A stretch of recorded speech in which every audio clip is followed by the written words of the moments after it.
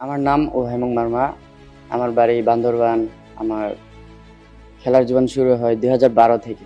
আমি 2011-তে quantum Cosmo স্কুলে ভর্তি হই, সেখান থেকে আর কি আমার খেলার জীবন শুরু। ছোট থাকতে বিভিন্ন এজ গেমগুলো খেলতে আসতাম ঢাকায়। পরে 2022-এ আমাদের কোরিয়ান কোচ আসা হয়, সেখানে আর কি আমাদেরকে মানে ন্যাশনাল টিমে নেওয়ার জন্য আমাদের সবাইকে বাছাই করা হয়। সেখানে আমি বাছাই করে চান্স পেয়ে যাই, সেখান থেকে আর কি আমি জাতীয় টিমে এখন খেলতেছি। আমি যখন ফার্স্টে জিমনাস্টিক্সে ঢুকি, এরপর থেকে আমার আব্বু আম্মু আমাকে বলতো আর কি, এটা কোন ধরনের খেলা, এটা খেললে তো তোমার অনেক লাইফে রিস্ক আছে, হাত পা ভেঙে যাবে, এরপর তুমি কি করবা। ফার্স্টে আমাকে বলা হয়তো তুমি এবারে গিয়ে স্যারদেরকে বলবা যে তুমি আর খেলবা না, মানে এক কথায় এ খেলা থেকে চলে যাবেন সম্পূর্ণ।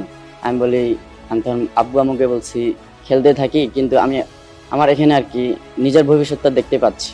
ক্রীড়া যে একটা পেশা হিসেবে নিয়ে নিচ্ছে, এটা আমার আব্বু আম্মু আমাকে অনেক সাপোর্ট করে। কারণ আগে কি হতো, একটা আর্থিক নিয়ে একটা চিন্তা থাকতো যে কিভাবে নিজের খরচ চালাবো, এদিকে ফ্যামিলি। আগে আমি ফ্যামিলির দ্বিতীয় নাম্বার ছেলে, কিন্তু আগে আমি সেভাবে ফ্যামিলিকে সাপোর্ট করতে পারতাম না। ফ্যামিলির একটা চিন্তা ছিল আর্থিক নিয়ে।